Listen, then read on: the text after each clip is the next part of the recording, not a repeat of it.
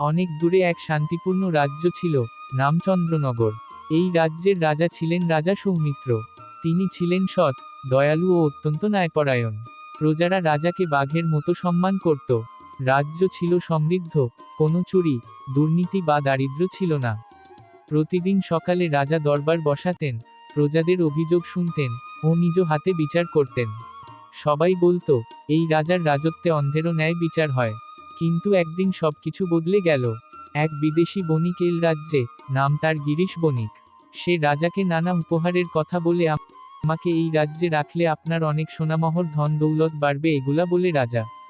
প্রথমে রাজা রাজি হননি, কিন্তু গিরিশ তাকে নানা মোহরের কথা বলে, রাজ্যের উন্নতি, নিজের নাম ইতিহাসে লেখা, প্রাসাদের নবরূপ, সবকিছু।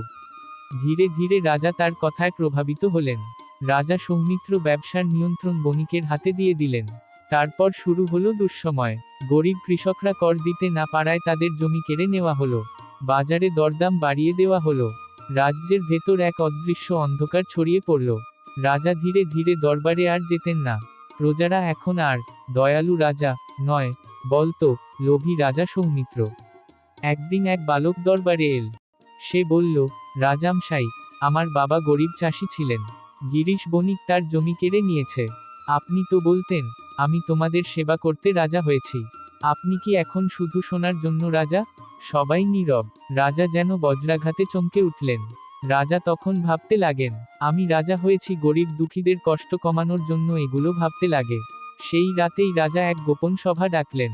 গিরিশ বণিককে রাজ্য থেকে তাড়িয়ে দিলেন। আবার দরবার বসাতে শুরু করলেন। রাজ্যের সকল জমি চাষিদের ফিরিয়ে দিলেন।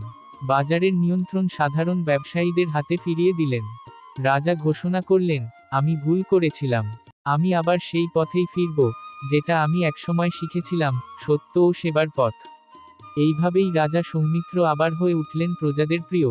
তবে এবার তিনি আরও বিচক্ষণ, কারণ তিনি জানতেন, একবার ভুল করলে ঠিক করাও দরকার, এবং সত্যিকারের ক্ষমা আসে কর্মের মাধ্যমে, শুধু কথায় নয়।